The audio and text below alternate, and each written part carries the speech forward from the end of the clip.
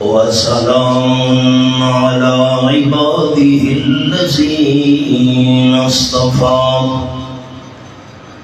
خصوصا على سيد الرسل وخاتم الأنبياء محمد المصطفى وعلى آله وأصحابه الأتقياء أما بعد فأعوذ بالله من الشيطان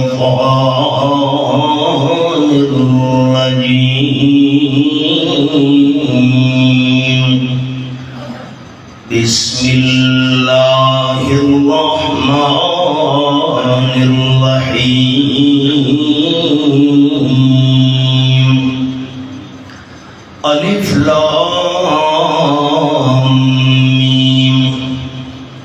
ذلك الكتاب لا ريب فيه هدى للمتقين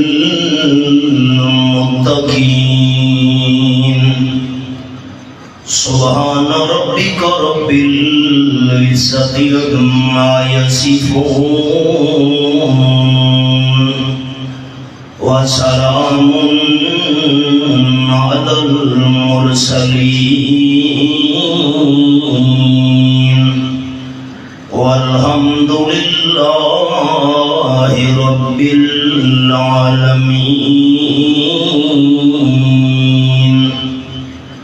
إن الله وملائكته يصلون على النبي يا أيها الذين آمنوا صلوا عليه وسلموا تسليما اللهم صل على محمد وعلى آل محمد كما صليت على إبراهيم وعلى آل إبراهيم إنك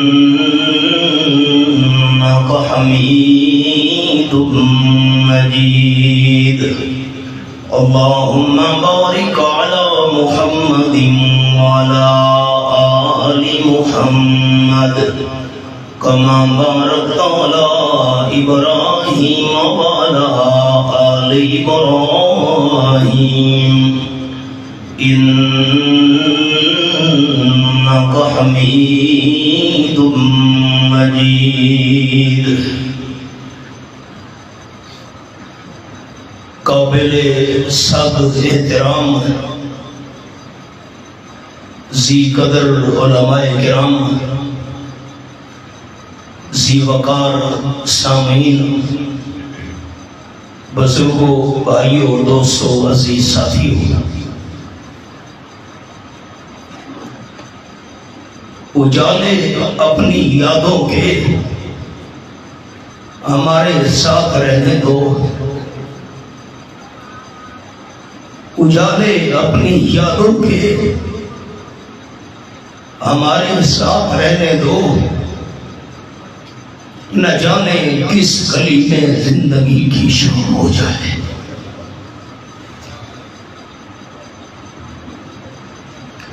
آج مسجد نور میں حاضر ہونے کے بعد بے اختیار برادر مکرم حضرت مولانا قاری عبدالرشید صاحب رحمہ اللہ یاد آئے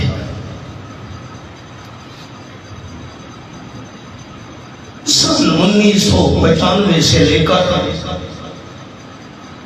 ان کی وفات تک 29 سالہ ہماری رفاقت رہی ہے اور ان کی زندگی میں اس مسجد میں بھی بارہا مجھے حاضری کی توفیق ہوئی. کمر باندھے ہوئے چلنے کو ہم سب یار بیٹھے ہیں. کمر باندھے ہوئے چلنے کو ہم سب یار بیٹھے ہیں. بہت آگے گئے باقی جو ہیں تیار بیٹھے ہیں.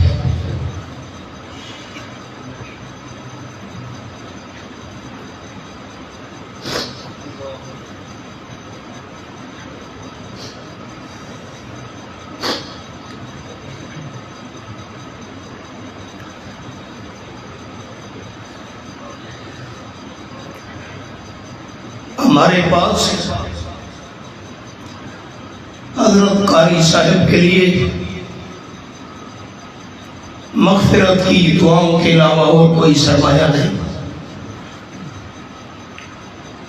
جو کچھ انہوں نے اس مسجد میں قرآن و سنت کی خدمت کی ہے، اللہ ان کے لیے صدقہ جاریہ اور بخشش کا ذریعہ بنائے.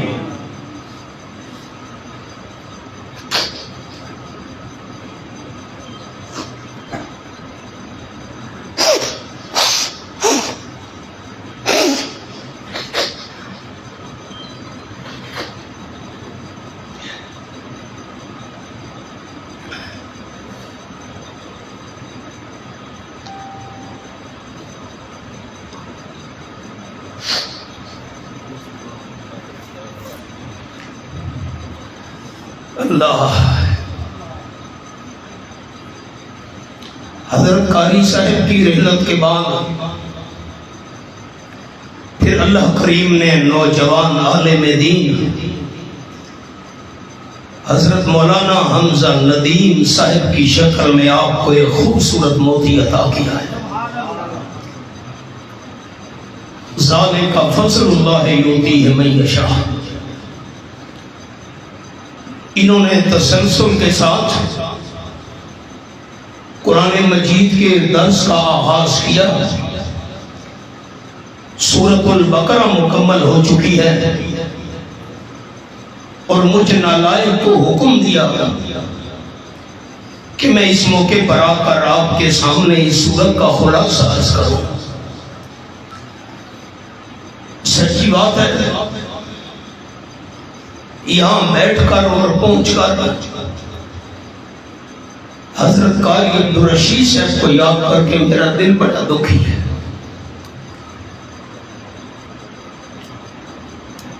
بڑی حسین یادیں وابستہ ہیں. میں کیا عرض کروں، بہت زیادہ غم اور دکھ کی کیفیت مجھ پہ تاری ہے.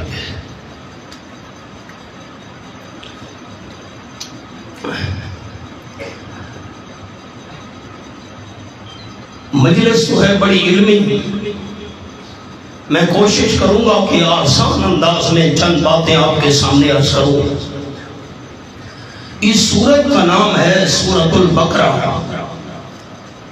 بقرہ کہتے ہیں گائے کو.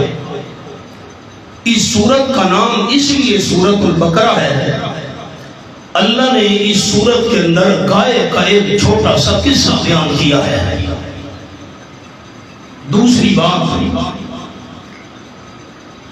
رئیس المفسرین سند المحدثین حضرت مولانا حسین علی رحمۃ اللہ علیہ قرآن مجید کی تمام سورتوں کا آپس میں تعلق بیان فرمایا کرتے تھے. 114 سورتوں کے ناموں کا بھی آپس میں تعلق ہے اور 114 سورتوں کے مضامین کا بھی آپس میں تعلق ہے. میں بڑے آسان الفاظ عرض کر رہا ہوں. پچھلی سورت کا نام ہے سورۃ الفاتحہ، اس سورت کا نام ہے سورۃ البقرہ، گائے والی سورت ہے. اب آپس میں تعلق کیا ہے؟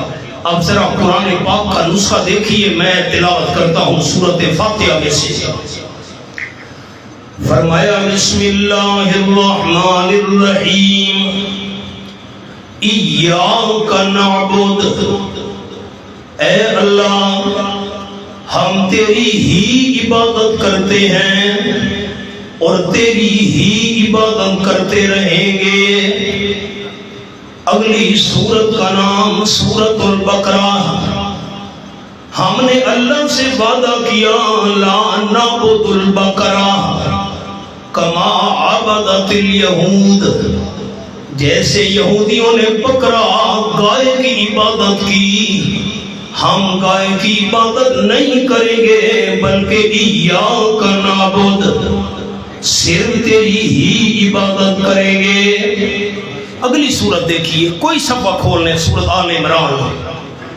سورت کا نام آل عمران۔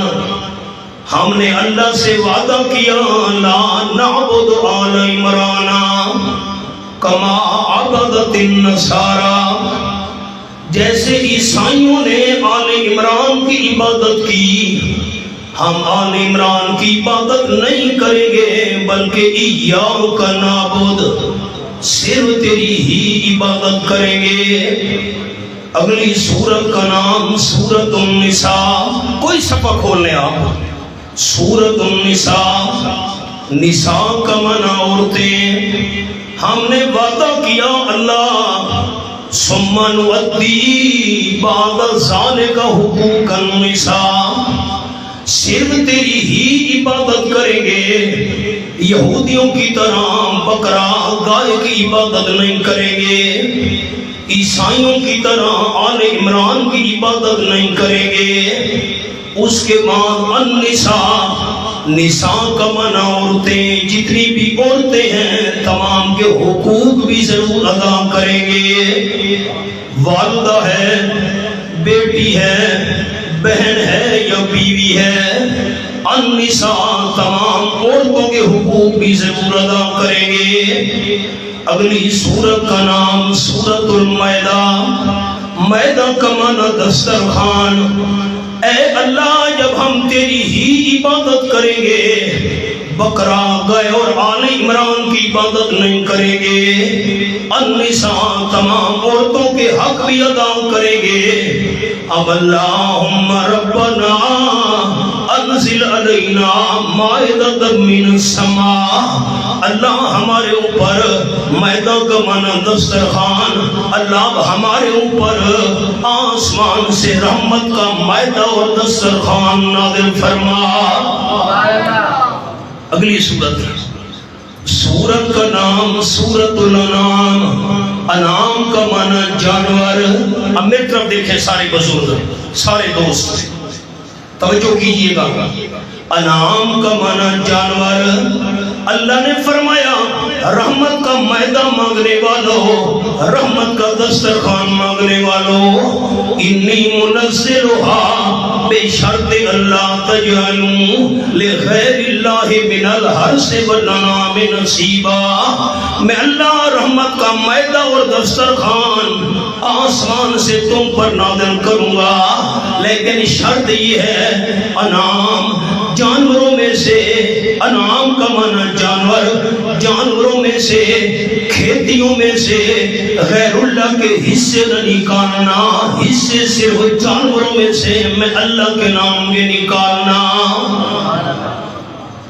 اگلی صورت آ گئی جی، اگلی صورت کا نام ہے الاعراف۔ میری طرف دیکھیے جی، اعراف یہ جنت اور جہنم کے درمیان ایک مقام ہے، وہاں جنت والا مزہ بھی نہیں ہوگا، جہنم والی سختی بھی نہیں ہوگی۔ آرام میں وہ لوگ رہیں گے جن کی نیکیاں اور گناہ برابر ہوئے۔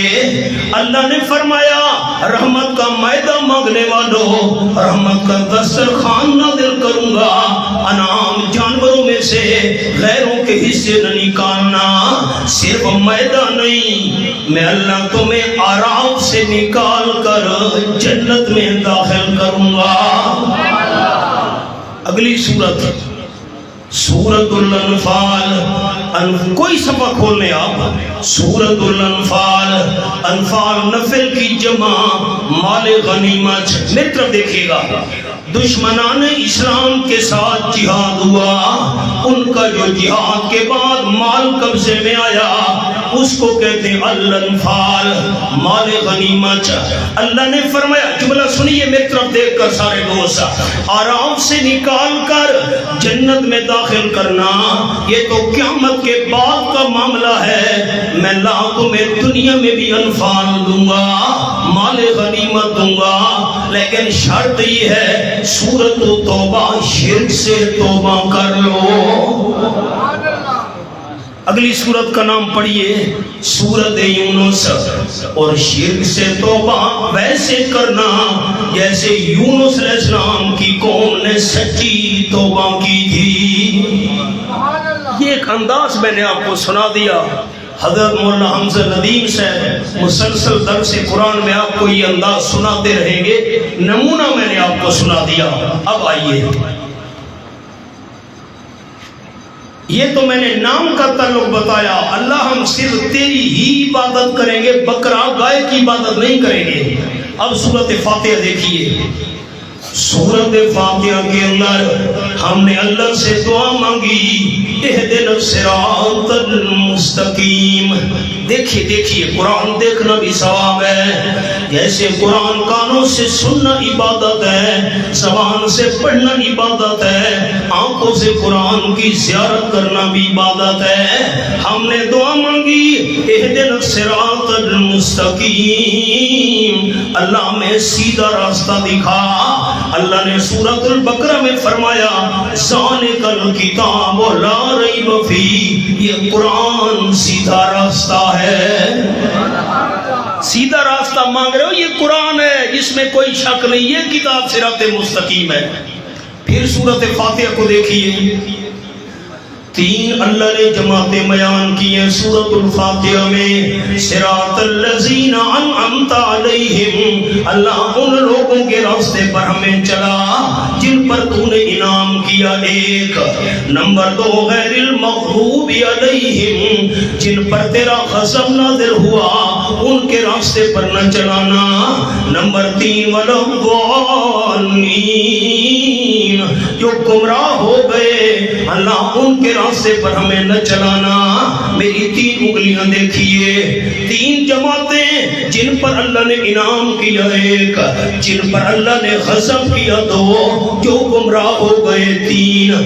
یہ جو تین جماعتیں تھیں ان کی اللہ نے تفصیل سورۃ البقرہ میں بیان کر دی ہے۔ یہ تعلق عرض کر رہا ہوں۔ تیسرا تعلق سنیے، دونوں سورتوں کا آپس میں ربط کیا ہے، تعلق کیا ہے۔ سورۃ فاتحہ میں ہم نے عرض کی ایاک نعبد، اللہ ہم تیری ہی عبادت کرتے ہیں۔ کوئی پوچھے کیوں اللہ ہی کی عبادت کرتے ہیں، اللہ نے سورۃ البقرہ میں اس بات پر دلائل بیان کر دیے۔ میں ابھی حوالہ عرض کرتا ہوں، اب میرا جملہ سن لیں۔ دورے تفسیر کے اندر میں 40 ربط لکھوایا کرتا ہوں ساتھیوں کو۔ سورۃ فاتحہ اور سورۃ البقرہ میں 40 قسم کا تعلق ہے، 40 قسم کا۔ میں نے آپ کو 3 تعلق بتا دیے۔ ہم نے اللہ سے دعا کی ہمیں سیدھا راستہ دکھا، اللہ نے فرمایا یہ کتاب سیدھا راستہ ہے، ذالک الکتاب۔ 3 جماعتیں ہیں، ان کی تفصیل سورۃ البقرہ میں ہے۔ نمبر 3، ایاک نعبد، عبادت کے لائق صرف اللہ ہے، اس کی دلیلیں اللہ نے سورۃ البقرہ میں بیان کی ہیں۔ اللہ ہی کی عبادت کیوں کرنی ہے، یہ دلیل، یہ دلیل، یہ دلیل، یہ دلیل۔ اتنے تک بات سمجھ آ گئی؟ بات ہے تو بڑی علمی۔ مولانا حمزہ ندیم صاحب نے بڑا علمی موضوع میرے ذمہ لگا دیا نا، سورۃ بقرہ کا خلاصہ، تو بات تو بڑی علمی ہے، کوشش کر رہا ہوں آسان انداز میں آپ کو سناؤں۔ اچھا، جب آپ قرآن مجید کی تلاوت شروع کرتے ہیں، میں نے بھی ابھی جب خطبے میں تلاوت کی ہے آیات کی، تو سب سے پہلے میں نے پڑھا اعوذ باللہ من الشیطان الرجیم۔ کبھی غور کیجیے ہم اعوذ باللہ کیوں پڑھتے ہیں؟ میری طرف دیکھنا ہے ساتھیوں نے، سر اٹھائیے۔ انسان کے دشمن دو قسم کے ہوتے ہیں. ایک دشمن ہوتا ہے زہری نظر آنے والا. جو نظر آنے والا دشمن ہو اس سے مقابلہ بڑا آسان ہوتا ہے، نظر جو آ رہا ہے. اور دوسرا ہوتا ہے باطنی دشمن، خفیہ دشمن جو نظر نہیں آتا. شیطان ہمارا خفیہ دشمن ہے، باطنی دشمن ہے، نظر بھی نہیں آتا.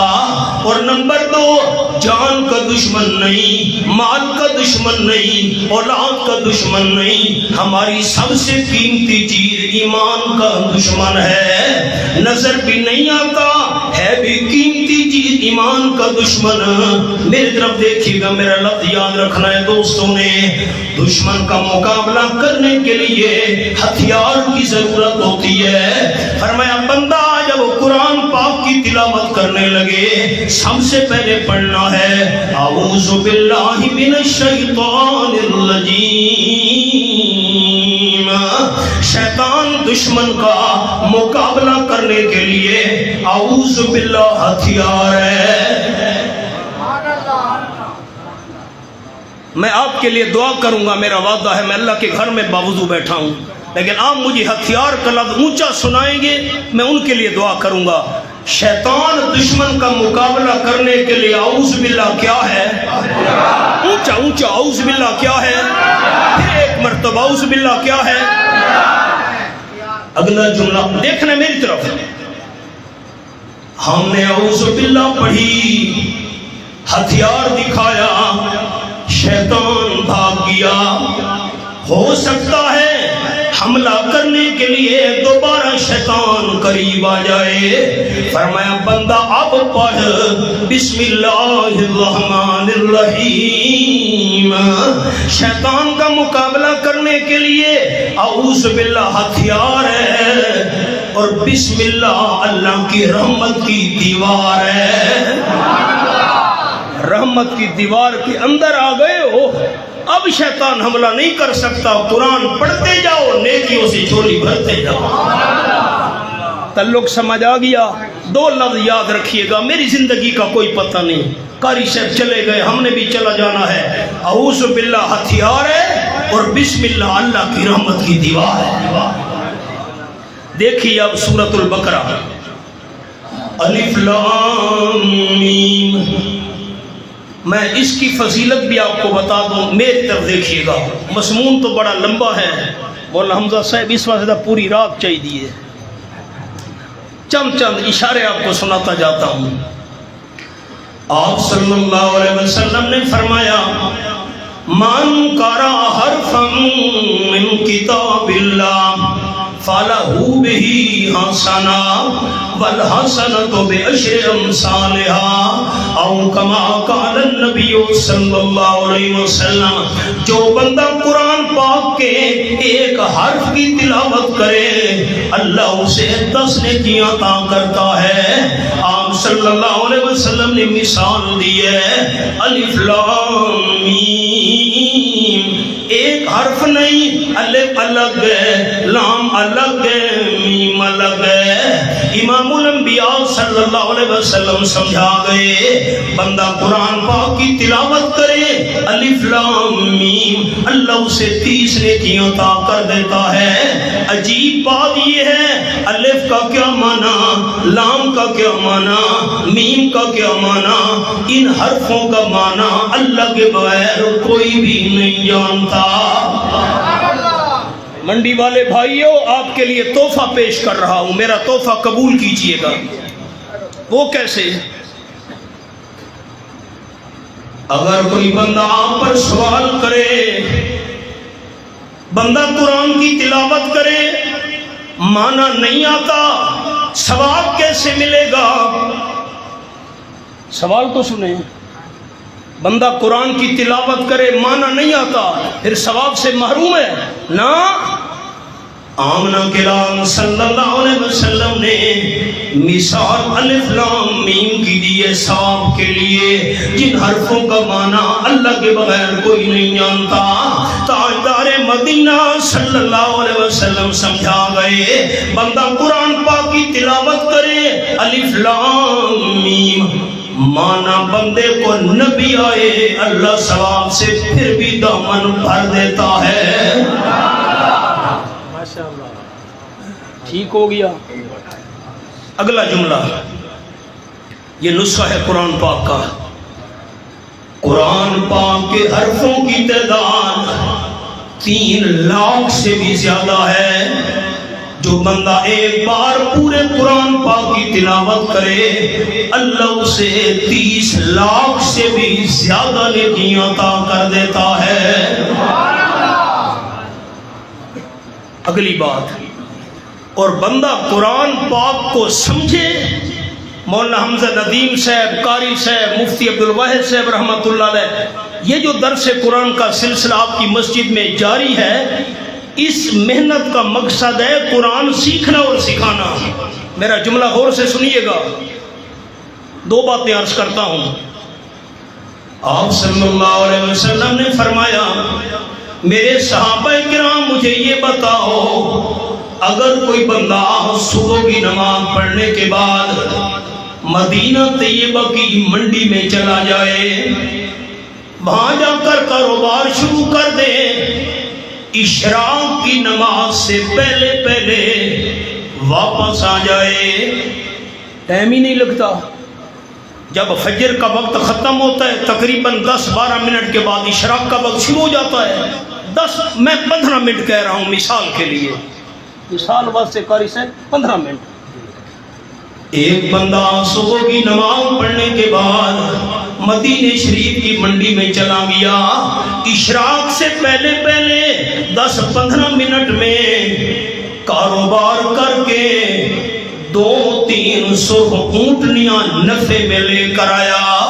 اس بندے کے بارے میں میرے صحابہ کرام آپ کا کیا خیال ہے؟ صحابہ کرام عرض کرنے لگی، حضرت اتنی تھوڑی سی دیر میں جو بندہ 2-3 اونٹنیاں سرخ رنگ والی نفع میں لے کر آیا، یہ بڑا خوش نصیب ہے۔ حبیب کبریا صلی اللہ علیہ وسلم نے فرمایا، 2-3 سرخ اونٹنیاں اتنی فائدہ مند نہیں ہیں جتنا قرآن پاک کی 2-3 آیات کو سمجھ لینا زیادہ ثواب ہے۔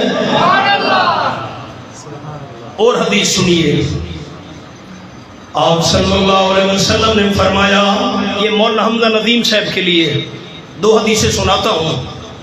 آپ صلی اللہ علیہ وسلم نے فرمایا، جو بندہ قرآن سکھائے، فرق سمجھنا ہے منڈی کے بھائیوں نے، ایک ہے قرآن پڑھنا پڑھانا، لفظ پڑھنا لفظ پڑھانا، نہ اس کی بات نہیں کر رہا، وہ الگ ثواب ہے۔ ایک ہے قرآن سمجھنا اور سمجھانا، سیکھنا اور سکھانا۔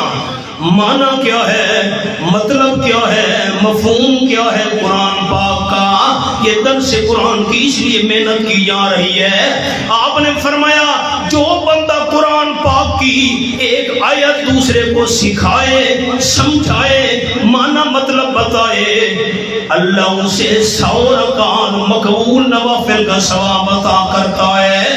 اور جو بندہ قرآن کی ایک آیت کو سیکھ لے، سمجھ لے، اللہ اسے 1000 مقبول نوافل کا ثواب عطا کرتا ہے۔ دوسرا جملہ دھیان سے سنیے، قال النبی صلی اللہ علیہ وسلم، خیرکم من تعلم القرآن وعلمہ، او کما قال النبی صلی اللہ علیہ وسلم۔ آپ نے فرمایا، تم سب میں سے بہترین بندہ وہ ہے جو خود بھی قرآن سیکھے، دوسرے کو بھی قرآن سکھائے۔ پڑھنا پڑھانا اور چیز ہے، میں سیکھنے سکھانے کی بات کر رہا ہوں۔ معنی کیا ہے، مطلب کیا ہے، مفہوم کیا ہے، آیت کہتی کیا ہے۔ قرآن سیکھنے سکھانے والا بندہ تمام کائنات کے بندوں میں سے بہتر ہے۔ تو مسئلہ سمجھ آ گیا، قرآن سیکھنے اور سکھانے والی جماعت تمام جماعتوں میں سے بہتر ہے۔ ٹھیک ہو گیا مفتی صاحب، یہ بھی اللہ نے اعزاز ہمارے کابرین کو بخشا، قرآن سیکھنے سکھانے والی محنت۔ یہ تو میں نے الف لام میم پر گفتگو کی ہے، اب آپ دوستوں نے کیا سمجھا ہے؟ میں قرآن کی تلاوت کروں، آپ تلاوت کریں، الف لام میم، ہمیں معنی نہیں آتا، ثواب نہیں ملے گا؟ جی حضور نے مثال الف لام میم کی دی ہے جس کا معنی اللہ کے بغیر کوئی نہیں جانتا، ایک ایک حرف کے بدل میں 10 نیکیاں۔ اب دیکھیں میں خلاصہ سناؤں، ذالک الکتاب لا ریب فیہ ھدی للمتقین، یہ وہ عظیم الشان کتاب ہے، اس میں کوئی شک نہیں ہے، اللہ کریم کی طرف سے نازل شدہ ہے، ھدی للمتقین، متقین کو پکا کرنے والی کتاب ہے۔ میں علمی گفتگو نہیں کر رہا، آسان آسان، متقیان پکا کرنے والی کتاب ہے۔ متقی کون؟ الذین یؤمنون بالغیب، جو بغیر دیکھے ایمان رکھنے والے ہیں، اللہ کو نہیں دیکھا، جنت جہنم کو نہیں دیکھا، فرشتوں کو نہیں دیکھا، لیکن ایمان ہے۔ وَيُقِيمُونَ الصَّلَاةَ، نماز کی بھی پابندی کرتے ہیں، مِمَّا رَزَقْنَاهُمْ يُنْفِقُونَ، جو چیزیں ہم نے ان کو دی ہیں اس میں سے خرچ بھی کرتے رہتے ہیں۔ وَالَّذِينَ يُؤْمِنُونَ بِمَا أُنزِلَ إِلَيْكَ وَمَا أُنزِلَ مِن قَبْلِكَ، آپ کی طرف جو کتاب اتاری گئی اس پر بھی ایمان رکھتے ہیں، آپ سے پہلے جو وہی اتری اس پر بھی ایمان رکھتے ہیں۔ خیال کرنا، دیکھیے میری طرف، قرآن سمندر ہے، سمندر، آپ توجہ کریں، میں جملہ سناؤں، آپ کی طرف جو وہی اتری میرے محبوب اس کو بھی مانتے ہیں، آپ سے پہلے بھی جو وحی اتری اس کو بھی مانتے ہیں۔ ختم نبوت کا مسئلہ سمجھ آ گیا، اگر آمنہ کے لال کے بعد بھی وحی نازل ہونی ہوتی اللہ اس کا بھی ذکر کر دیتا۔ آپ پر وحی کا سلسلہ بند ہو گیا، آمنہ کے لال کے بعد کسی پر وحی نہیں آئی۔ وَبِالْآخِرَةِ هُمْ يُوقِنُونَ، آخرت پر بھی یقین رکھتے ہیں، قیامت بھی برحق ہے۔ أُولَٰئِكَ عَلَىٰ هُدًى مِّن رَّبِّهِمْ وَأُولَٰئِكَ هُمُ الْمُفْلِحُونَ، انہی صفات والے ہدایت پر ہیں، جو ہدایت ان کو رب کی طرف سے ملی ہے، یہی لوگ ہیں کامیاب ہونے والے۔ یہ پہلی جماعت کی تفصیل آ گئی جن پر اللہ نے انعام کیا تھا، صراط الذین انعمت علیہم۔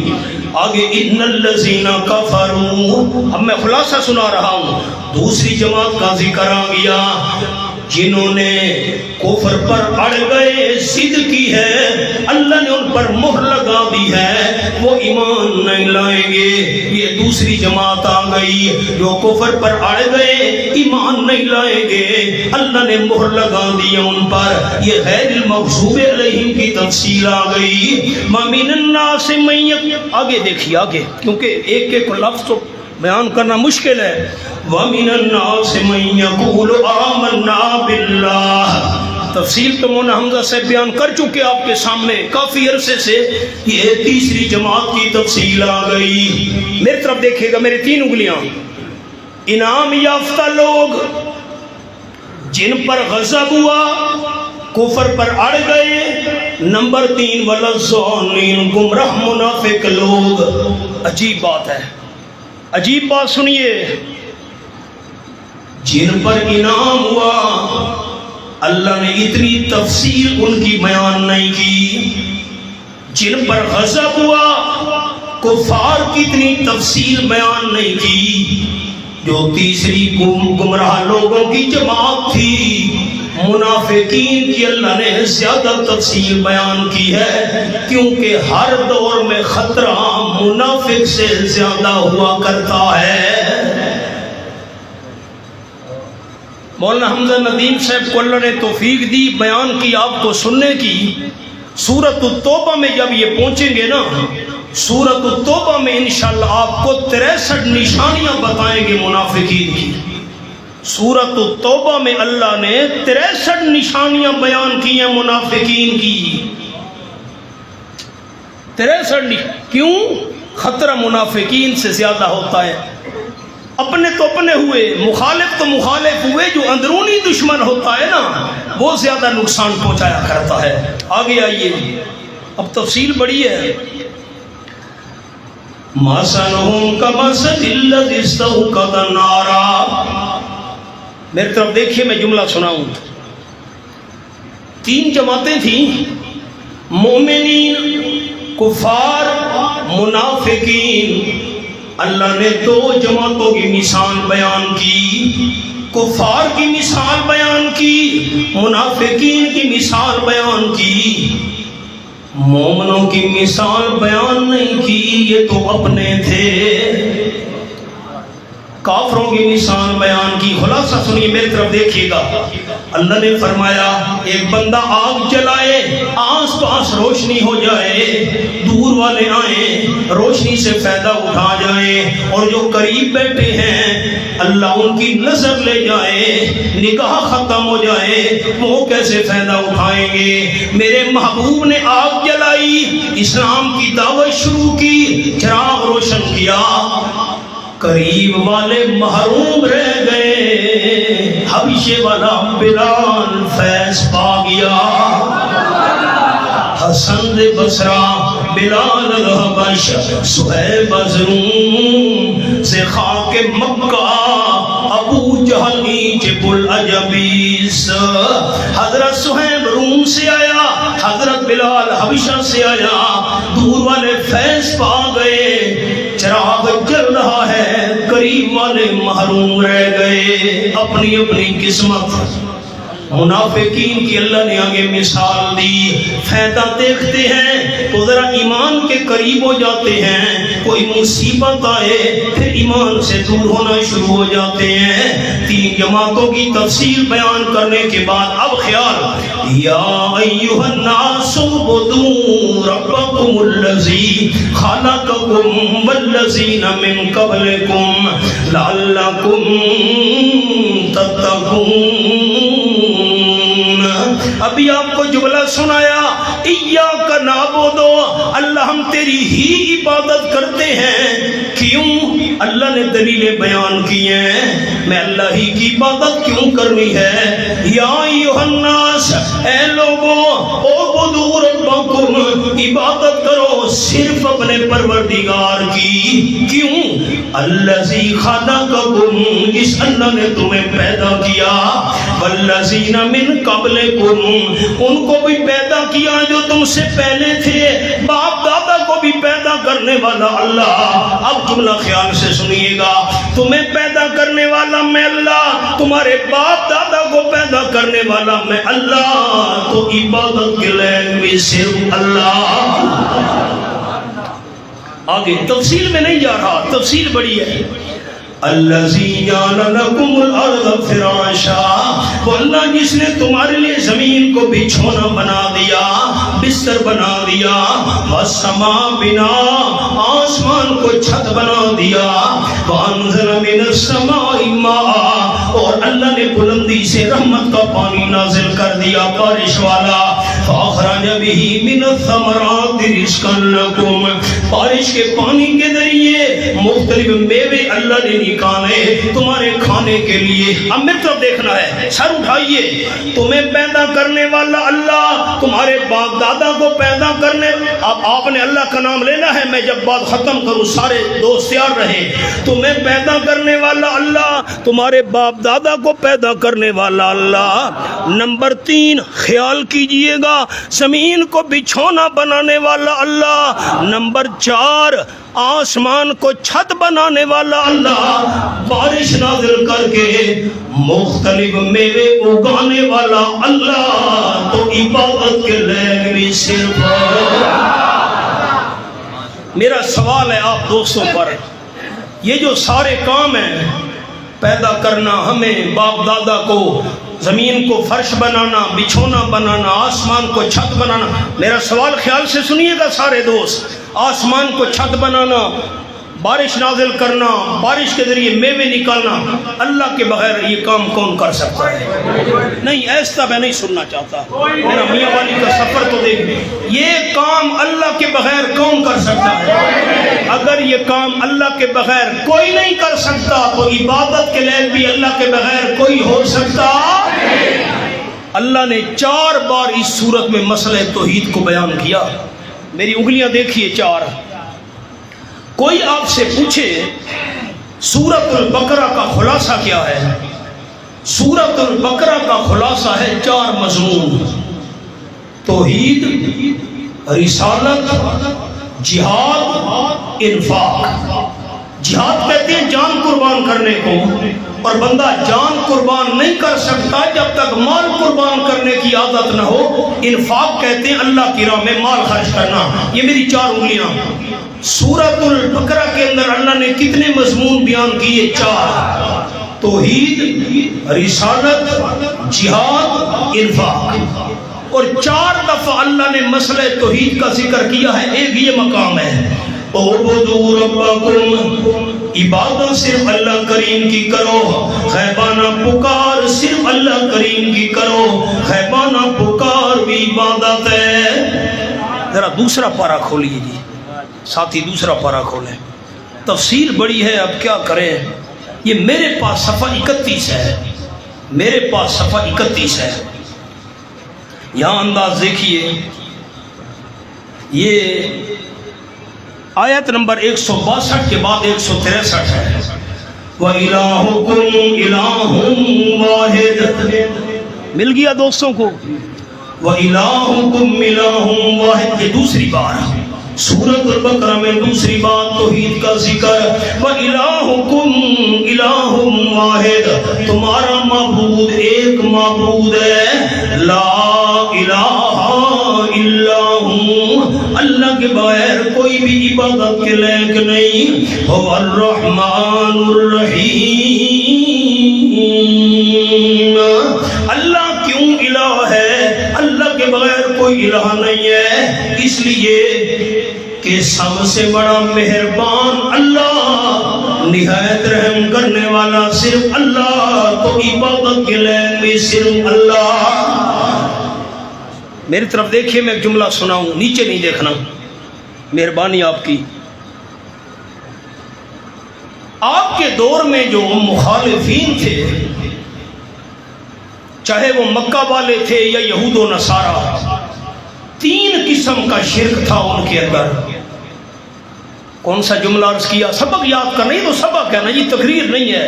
حضرت مفتی صاحب کو اللہ نے بڑی صلاحیت دی ہے، میں بڑا خوش ہو رہا تھا، بیان فرما گیا آپ کے سامنے۔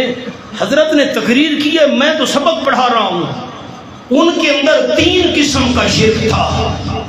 آپ کے دور کے جو مخالفین تھے، ایک شرک غیبانہ پکار اور عبادت کیا کرتے تھے غیروں کی۔ اب میں آپ کو 3 دربار دکھا دوں، یہاں آپ ہاتھ رکھے نا، یہ تو سبق ہے۔ 27واں پارہ کھولے۔ کاری صحیح سے بھی ایک سوال ہی پوچھنا ہے منڈی والے دوستاں تو دیکھن میں ویکھدا میں جواب کی میں دے دیں۔ یہ میرے پاس صفحہ ہے 633 33 سورۃ النجم 27واں پارہ اور آیت نمبر 19 اور 20۔ یہ 5ویں سطر میرے سامنے۔ افرأیتم اللات والعزیٰ ومناۃ الثالثۃ الاخری۔ آپ صلی اللہ علیہ وسلم کے مخالفین کے 3 بڑے دربار تھے۔ کتنے دربار بڑے؟ باب لات کا دربار ایک، یہ نام لکھا ہوئے سامنے آپ کے، افرأیتم اللات، باب لات کا دربار ایک، والعزیٰ، عزیٰ فقیرنی کا دربار 2، ومناۃ الثالثۃ الاخری، باب منات کا دربار 3۔ باب لات کا دربار، باب منات کا دربار، عزیٰ فقیرنی کا دربار، یہ 3 بڑے دربار تھے۔ پاکستان اللہ دے کتنے ہیں؟ چپ کر گئے، دیکھا نہیں پاکستانیاں دے کتنے ہیں؟ چپ کر گئے۔ ان کے تو 3، یہ قرآن میں نام آ گیا، 3 بڑے دربار۔ اچھا اب خیال، ایک شرک ان کی غیبانہ پکار کرتے تھے، یا عزیٰ یا لات یا منات، ان کی عبادت کیا کرتے تھے۔ رکوع سجدہ طواف۔ نمبر 2 خیال میں طرف دیکھیے گا، نمبر 2 ان کے نام کی نظر و نیاز دیا کرتے تھے۔ اللہ نے سورۃ البقرہ میں دوسرے مقام پر اس کی نفی فرمائی ہے، فَإِلَٰهُكُمْ إِلَٰهٌ وَاحِدٌ لَا إِلَٰهَ إِلَّا هُوَ الرَّحْمَٰنُ الرَّحِيمُ۔ نظر و نیاز منت منوتی کے لائق اللہ کے بغیر کوئی نہیں ہے۔ اب میں آپ کو اگلی آیات کا خلاصہ ایک جملے میں سناؤں، میری طرف دیکھیں۔ 3 چیزیں دنیا میں، یا تو ہے جانور، گائے بھینس بکری وغیرہ وغیرہ، نمبر 2 یا ہے زمین کی پیداوار، گندوں میں جو جوار چاول ہیں، یہ میوے ہیں، یہ فروٹ ہے، زمین کی پیداوار، اور تیسری چیز ہے نقد رقم۔ اللہ نے اگلی آیات کے اندر یہی 3 چیزیں بیان کی ہیں، فرمایا جانور پیدا کرنے والا بھی اللہ ہے، تمہاری کھیتی اور پھل فروٹ پیدا کرنے والا بھی اللہ ہے، اور نمبر 3 تجارت کے مال کے ذریعے تمہیں نقد رقم عطا کرنے والا بھی اللہ ہے۔ اگر جانور پیدا کرنے والا اللہ، تمہاری زمین کی پیداوار بنانے والا اللہ، تجارت کے ذریعے تمہیں پیسے اور مال عطا کرنے والا اللہ، ان 3 چیزوں میں سے منت منوتی نظر و نیاز کے لئے بھی صرف اللہ۔ خلاصہ سنا دیا۔ تیسرے پارے پر آئیں جی، پہلا صفحہ، تیسرا پارہ پہلا صفحہ۔ مولانا حمزہ صاحب مضمون بڑا لمبا ہے، کیا کروں مجبوری ہے۔ اچھا آپ کو یہ بتا دوں کہ سورۃ البقرہ کا نام ہے فسطاط القرآن۔ فسطاط عربی میں کہتے ہیں خیمے کو، جس طرح خیمے نے اپنے نیچے بیٹھنے والوں کو گھیرا ہوتا ہے، سورۃ البقرہ نے بھی قرآن کے سارے مضامین کو گھیرا ہوا ہے۔ طلاق کے مسئلے، عدت کے مسئلے، رضاعت کے مسئلے، اچھا جو بندہ فوت ہو گیا اس کی بیوی کیسے عدت گزارے گی، طلاق مل گئی وہ عورت کیسے عدت گزارے گی، قتل کی سزا کیا ہے، قسم کا طریقہ کیا، یہ سارے مضمون اللہ کریم نے ایک۔ اچھا قرضہ لینا ہے، لکھ پڑھ کیسے کرنی ہے، سود استعمال نہیں کرنا، سود کا کاروبار، سارے مسئلے سورۃ البقرہ، 2.25 پارے ہیں۔ اب تیسرا پارہ پہلا صفحہ، پھر میری انگلیاں دیکھیں سارے ساتھی، سر اٹھائیے گا۔ نمبر 1 شرک، غیبانہ پکار کرتے تھے بابا نات، بابا منات، عزا فقیرنی کی، ان کی عبادت کرتے تھے، نظر منت منوتی نظر و نیاز، 2 قسم کا شرک۔ اور تیسرا کہتے تھے بادشاہ ہم گناہگار ہیں، اللہ ہماری سنتا نہیں، بابا لات بابا منات عزا فقیرنی کی اللہ موڑتا نہیں۔ بادشاہ انہاں محنتاں کیتیاں ہوئیاں، پتہ نہیں میری سرکی بھی سمجھ آئیے کہ نہیں، انہاں بڑیاں محنتاں کیتیاں ہوئیاں بادشاہ، اسی تے گناہگار ہوئے، اللہ ہماری سنتا نہیں، ان کی موڑتا نہیں۔ اللہ نے اس عقیدے کی تردید آیت الکرسی میں کی ہے۔ اب دیکھیے پہلا صفحہ تیسرا پارہ، اللہ لا الہ الا ہوا، اللہ کے بغیر کوئی بھی الہ نہیں ہے، بغیر واسطے وسیلے اور سفارشوں کے سن کر ہر کام کرنے والا صرف اللہ ہے۔ اب ساری آیت الکرسی تو عرض نہیں کر سکتا، صرف ایک جملہ اسی کے اندر، من ذا الذی یشفع عندہ الا باذنہ۔ تم کہتے ہو بابا لات بابا منات عزا فقیرنی، اللہ ہماری سنتا نہیں، ان کی بات موڑتا نہیں، یہ اللہ کے پیارے ہیں۔ فرمایا بات موڑنا تو بات کی بات ہے، من ذا الذی یشفع عندہ، کون ہے جو اللہ کے سامنے سفارش کے لیے زبان کھول سکے؟ اللہ کے سامنے تو زبان کھولنے کی جرأت ہی کسی کو نہیں ہوگی، الا باذنہ، اللہ نے اجازت دی تب سفارش ہوگی، اللہ کی اجازت کے بغیر کوئی بھی زبان نہیں ہلا سکے گا۔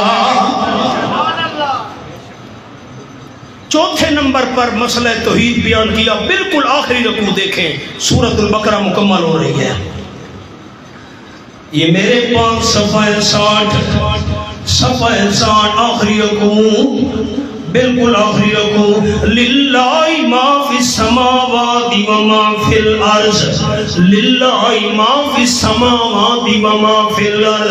رئیس المفسرین حضرت مولانا حسین علی رحمۃ اللہ علیہ نے فرمایا، ہمارے دادا استاد حضرت شیخ القرآن مولانا غلام اللہ خان رحمۃ اللہ علیہ نے فرمایا، ہمارے دادا استاد شیخ القرآن حضرت مولانا محمد طاہر پنجپیری رحمۃ اللہ علیہ نے فرمایا، اللہ کریم نے چوتھی بار دلیل بیان کی ہے، عبادت صرف اللہ کی کرنی ہے، نظر و نیاز صرف اللہ کے نام کی دینی ہے، اللہ کے سامنے کسی کو شفیع غالب نہیں سمجھنا، اللہ اس کی موڑتا نہیں، ہماری سنتا نہیں ہے۔ یہ 3 دفعہ شرک کی تردید کرنے کے بعد آخر میں توحید کی دلیل بیان کی، للہ ما فی السماوات و ما فی الارض، آسمانوں میں جو کچھ ہے، زمین میں جو کچھ ہے، تمام کی تمام چیزوں کا مالک اللہ ہے، تو عبادت کے رینگ میں صرف اللہ ہے۔ پہلا پارہ کھولیے جی، بڑی تفصیل ہے، کیا کروں، اب آپ کو ایک اور اشارہ عرض کرتا ہوں۔ پہلا پارہ میں صفحہ عرض کرتا ہوں ذرا، اب میں دوسرا مضمون شروع کر رہا ہوں۔ یہ صفحہ ہے 24، دوسرا مضمون ہے رسالت، اور یہ آیت نمبر 123 کے بعد 124 نیچے دیکھیں نا، 2-3 سطریں ہیں۔ وَإِذِ ابْتَلَىٰ إِبْرَاهِيمَ رَبُّهُ بِكَلِمَاتٍ، یہاں سے رسالت کا مسئلہ میں نے شروع کر دیا۔ میری طرف دیکھیے گا، جملہ پہلے سن لیں۔ یہودی، عیسائی، مشرکین مکہ تینوں کے تینوں حضرت ابراہیم علیہ السلام کی طرف نسبت کرتے تھے۔ یہودی کہتے تھے ہم ابراہیم علیہ السلام کو ماننے والے ہیں، عیسائی کہتے تھے ہم ابراہیم علیہ السلام کو مانتے ہیں، مشرکین مکہ کہتے تھے ہم تو ابراہیم علیہ السلام کی اولاد ہیں، حضرت ابراہیم کو ہم ماننے والے ہیں۔ اللہ نے مسئلہ رسالت شروع کرتے وقت ذکر بھی حضرت ابراہیم علیہ السلام کا کیا۔ حضرت ابراہیم علیہ السلام کو ماننے والوں، حضرت ابراہیم نے آخری پیغمبر کے لیے دعائیں مانگی تھی، تم کیسے ابراہیم علیہ السلام کو مانتے ہو؟ جس نبی کے لیے حضرت خلیل نے دعائیں مانگی تھی تم اسی پیغمبر کی مخالفت کر رہے ہو۔ اب ایک جملہ سنیے، اور ایسے نہیں مقام مل گیا، ابراہیم علیہ السلام نے بیت اللہ بنایا، آخری پیغمبر کے لیے دعائیں مانگی، بڑی قربانیاں لگیں۔ وَإِذِ ابْتَلَىٰ إِبْرَاهِيمَ رَبُّهُ بِكَلِمَاتٍ، اور جب امتحان لیا حضرت ابراہیم علیہ السلام کا اس کے رب نے بے کلمات، چند باتوں کے ساتھ اللہ نے امتحان لیا۔ فَأَتَمَّهُنَّ، کاش مولانا حمزہ آپ کے منڈی کے 2 سریکی جانتے ہوتے، اب میں سریکی کا جملہ سنانا چاہتا ہوں، کر سکتے اب میری طرف دیکھیں نا سر اٹھا کر۔ اللہ نے حضرت ابراہیم علیہ السلام کا امتحان لیا، اللہ رزلٹ کیا نکلا، نتیجہ کیا نکلا؟ فرمایا فاتمہن، حضرت ابراہیم اپنی کنڈ نہیں لگن دیتی۔ پتہ نہیں یہ سریکی بھی سمجھ آئیے کہ نہیں؟ یہ آئیے مولانا دیبار صاحب، یہ سریکی دوستوں سمجھ آئیے، یہ ساری سریکی ابراہیم علیہ السلام اپنی کنڈ نہیں لگن دیتی۔ حضرت ابراہیم علیہ السلام ہر پرچے میں فرسٹ آیا، کنڈ نہیں لگن دیتی۔ آگے اللہ نے فرمایا میرے خلیل قال انی جاعلک للناس اماما، میں اللہ آپ کو تمام لوگوں کا امام بنانے والا ہوں۔ تحفہ لے لے میرا تحفہ، تمام لوگوں، میرے خلیل آپ ہر امتحان میں فرسٹ آئے، کانڈ نہیں لگن دیتی، لوگوں کا امام بنانے والا ہوں۔ کیا مطلب؟ آپ نے یہی جملہ ایک میرا یاد رکھ لیا، میری حاضری کا حق ادا ہو گیا۔ وہ کیسے؟ تمام لوگوں کا امام بنانے والا ہوں، آج کے بعد میرے خلیل جو بھی پیغمبر آئے گا آپ کی اولاد میں سے ہوگا۔ آیا آیت کا کیا مطلب؟ آج کے بعد جو بھی نبی ہوگا آپ کی اولاد میں سے ہوگا. میری انگلیاں دیکھنا. حضرت ابراہیم علیہ السلام کے دو بیٹے، بڑے بیٹے کا نام حضرت اسماعیل علیہ السلام، دوسرے بیٹے کا نام حضرت اسحاق علیہ السلام. حضرت اسحاق علیہ السلام کی لڑی میں سے اللہ نے 4,500 پیغمبر بھیجے، اور حضرت اسماعیل علیہ السلام والی لڑی میں سے اللہ نے صرف آمنہ کے لال صلی اللہ علیہ وسلم کو نبی بنا کر بھیجا. حضرت ابراہیم علیہ السلام کے بعد توجہ، حضرت ابراہیم علیہ السلام کے بعد امام الانبیاء صلی اللہ علیہ وسلم تک جتنے بھی پیغمبر آئے سارے حضرت ابراہیم علیہ السلام کی اولاد میں سے تھے. میرے خلیل آج کے بعد جو بھی پیغمبر آئے گا آپ کی اولاد میں سے ہوگا، اور جو آپ کی اولاد میں سے نہ ہوا وہ سچا نبی نہیں ہو سکتا. پتہ نہیں یہ جملہ ہی سمجھ آیا کہ نہیں آیا؟ نہیں آیا، نہیں آیا. آ گئی ہے. دین جھگڑے کا نام نہیں ہے، دین تو سمجھنے سمجھانے کا نام ہے. ہم نے سوال کیا قادیانیت سے کہ مرزا صاحب تو حضرت ابراہیم علیہ السلام کی اولاد میں سے نہیں تھا. نہیں سوال سمجھ آیا، منڈی والا نہیں سوال سمجھ آیا. مرزا غلام احمد قادیانی تو ابراہیم علیہ السلام کی اولاد میں سے نہیں تھا، اور جو حضرت ابراہیم کے بعد ان کی اولاد میں سے نہ ہوا وہ سچا نبی ہو سکتا؟ آئیے بڑی تفصیل ہے. قال ومن ذریتی، میرے پیغمبر میں آپ کو لوگوں کا امام بنانے والا ہوں. حضرت ابراہیم علیہ السلام نے عرض کی ومن ذریتی. اب علماء کی محفل ہو تو لطف آتا ہے، پھر یہ عطف تلقین ہے. قاری صاحب کی عرض کیتم، اب میں آسان مثال سناؤں آپ کو. عطف تلقین کا مطلب، میں نے مولانا سید الرحمان ہمارے بھائی ہیں، بیٹے ہیں، میں نے ان کو کہا میں آپ کو گھڑی دوں گا. میری بات سنیے گا پھر یہ اے سمجھ آئے گی. میں آپ کو گھڑی دوں گا. انہوں نے کہا اور موبائل، اس کو کہتے ہیں عطف تلقین. میں نے کہا میں گھڑی دوں گا، انہوں نے فرمایا کہ اور موبائل، اس کو کہتے ہیں عطف تلقین. اللہ نے فرمایا میرے خلیل میں آپ کو لوگوں کا امام بناؤں گا. حضرت نے اور میری اولاد،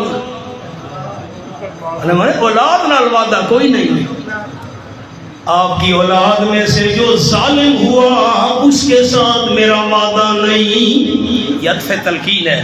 پھر آگے بیت اللہ کا اللہ نے ذکر کیا کیسے حضرت ابراہیم حضرت اسماعیل نے گھر بنایا، دعائیں مانگی ربنا تقبل منا. اللہ تیرا گھر بنانا ہمارا کام تھا، قبول کرنا تیرا کام ہے.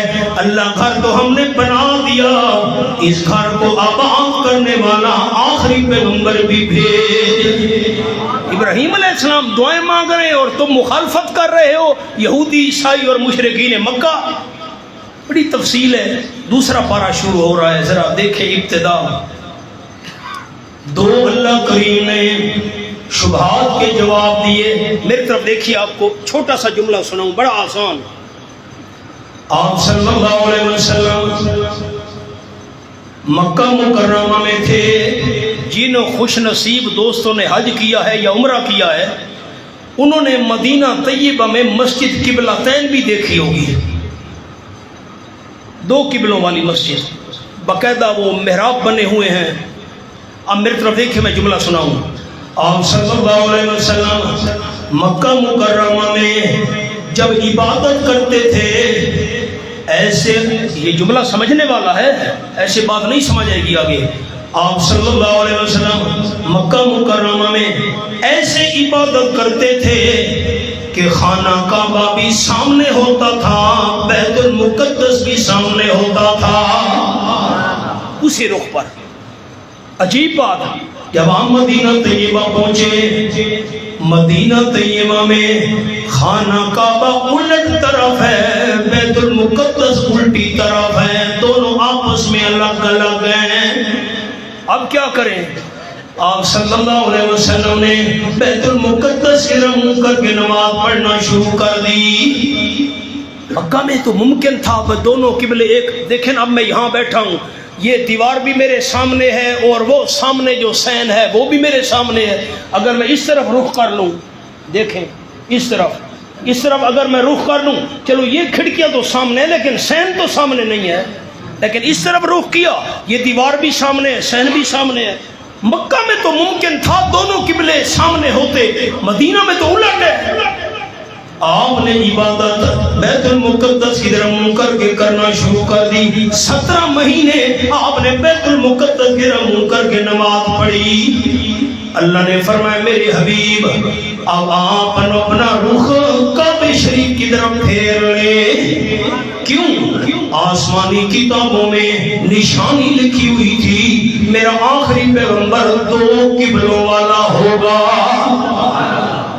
شور مچ گیا مدینہ طیبہ میں. یہودی عیسائی کہنے لگے 4,500 نبیوں کا قبلہ بیت المقدس تھا, یہ پیغمبر تو سارے نبیوں کے قبلے کا مخالف ہے. اللہ نے فرمایا نہیں, اصل قبلہ تو سارے انبیاء کا بیت اللہ تھا, خانہ کعبہ تھا. عارضی طور پر بیت المقدس کو قبلہ مقرر کیا گیا تھا. اب دوبارہ اصلی قبلہ جو ہے بیت اللہ, اسی کی طرف رخ کرنے کا حکم دے دیا گیا ہے, کیونکہ میرا پیغمبر 2 قبلوں والا ہوگا آخری. اس کا جواب دیا. اب میں لوز ٹاک کا مخالف ہوں, میں الفاظ بڑے محتاط بولوں گا, آپ نے غور کرنا ہے. مکہ مکرمہ میں مجھے حیا آتا ہے, میں کیا کروں, میں سجیدہ بندہ ہوں. ایک عورت تھی نائلہ, ایک مرد تھا عصاف. الفاظ کیسے بیان کروں, مجھے حیا آتا ہے. ان دونوں ظالموں نے بیت اللہ شریف کے اندر داخل ہو کر برے کام کا ارادہ کیا. میرے لفظوں پر میرے بھائیوں نے غور کیا. عصاف اور نائلہ ان دونوں نے کعبہ شریف کے کمرے کے اندر داخل ہو کر برے کام کا ارادہ کیا. اللہ نے اسی وقت دونوں کو پتھر کا بنا دیا. اس کو کوئی مبالغہ نہیں سمجھنا, پتھر کے بن گئے. ان کے بت اٹھا کر کعبہ شریف کے باہر رکھ دیے گئے. زمانہ گزرتا گیا, یہ بت پڑے رہے. پھر ان بتوں کو اٹھا کر صفا مروہ پر رکھ دیا گیا. بعد والی جو نسلیں آئیں انہوں نے ان بتوں کی پوجا کرنا شروع کر دی. صفا پہاڑی پر بھی بت ہے, مروہ پہاڑی پر بھی بت ہے. ایک پہاڑی پر نائلہ کا بت رکھا ہوا ہے عورت کا, ایک پہاڑی پر عصاف نامی مرد کا بت رکھا ہوا ہے. بعد والوں نے ان کی پوجا کرنا شروع کر دی. مکہ فتح ہوا, آپ نے سارے بتوں کو تہس نہس کر دیا. ان دونوں بتوں کو بھی ٹکڑے ٹکڑے کر دیا گیا. جب صحابہ کرام نے صفا مروہ کی سائی شروع کی, میری طرف دیکھیے گا, یہودی عیسائیوں نے تالی بجا دی. واہ بھائی واہ, ہمیں تو آمنہ کلال درباروں کی تعظیم کرنے سے روکتا ہے اور خود درباروں کی تعظیم کرتا ہے. ہم کیسے تعظیم کر؟ انہوں نے کہا واہ جی واہ, صفا مروہ پر تو بت پڑے ہوئے تھے نائلہ اور عصاف والے, تم نے یہاں سائی کرنا شروع کر دیا ہے, دوڑنا شروع کر دیا ہے. اللہ نے فرمایا نہیں, خیال کرنا صفا اور مروہ اللہ کی یادگاروں میں سے یادگار ہے. سائی اس لیے کر رہے ہیں, حضرت حاجرہ یہاں دوڑی تھی. عصاف اور نائلہ کا کوئی تعلق نہیں. یہ 2 شبہات تھے, تفصیل بڑی ہے, میں نے آپ کو خلاصہ سنا دیا. آگے آئیں, ایک آیت اور آپ کو سنا دوں.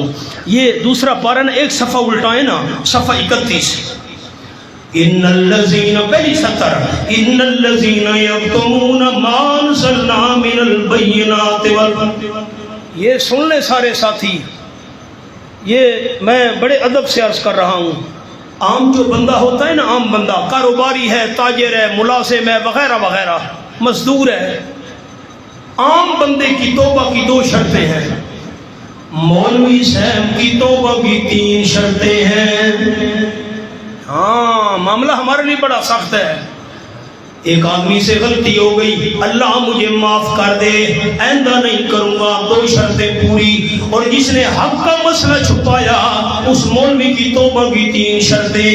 آیت سنیں، ان الذین یکتمون ما انزلنا من البینات والہدی، میں اللہ نے یہ واضح دلیلیں نازل کی ہیں، ہدایت نازل کی ہے۔ جو مولوی اس اللہ کی نازل کی ہوئی کتاب کو چھپاتے ہیں، من بعد ما بینا للناس فی الکتاب، ہم لوگوں کے لیے کتاب میں کھول کھول کر مسئلہ بیان کر چکے ہیں، لیکن جو بھی مسئلہ حق والا چھپاتے مولوی، اولئک یلعنہم اللہ، حق کا مسئلہ چھپانے والوں پر اللہ لعنت بھیجتا ہے۔ ویلعنہم اللاعنون، تمام لعنت کرنے والی مخلوق ان کے لیے لعنت کی بد دعا کرتی ہے۔ اللہ مولوی صاحب نے ساری زندگی حق کا مسئلہ چھپایا، پورا ہو گیا، توبہ کرنا چاہتا ہے، فرمایا الا الذین تابوا واصلحوا وبینوا فاولئک اتوب علیہم۔ 3 شرطیں مولوی صاحب کی توبہ کی، توبہ کرے، اللہ مجھے معاف کر، آج تک میں نے تیری کتاب کا مسئلہ چھپایا۔ نمبر 2 اصلحوا، آئندہ کے لیے بھی ٹھیک بن جائے، حق کا مسئلہ نہیں چھپاؤں گا۔ اللہ فرماتے ہیں توبہ قبول نہیں ہے۔ وبینوا، جتنے تک لوگوں کے سامنے کھول کر مسئلہ بیان نہ کرے اس وقت تک میں مولوی کی توبہ قبول نہیں کرتا۔ بڑے بڑے راز ہیں سورۃ البقرہ میں نے آپ کو خلاصہ سنا دیا ہے تھوڑا سا، اب حصے تو اور بھی باقی ہیں بڑے، یہ کچھ حصہ میں نے عرض کر دیا۔ توحید اور رسالت کے متعلق جہاد اور انفاق والا حصہ باقی رہ گیا، زندگی ہوئی تو پھر کبھی پوری کریں گے، اللہ قبول فرمائے۔ ربنا تقبل منا۔ مولانا سید الرحمان صاحب ہمارے بھائی ہیں، مجھے ان سے بڑی محبت ہے، اور ہمارا 26 سال کا تعلق ہے آپس میں، سن 98 سے لے کر آج تک۔ ان کی والدہ محترمہ کی تعزیت کے لیے میں ابھی حاضر ہوا ہوں مغرب کو کٹھیالہ سیدہ میں، اور قاری عبدالرشید صاحب ان کے لیے دعا کرتا ہوں۔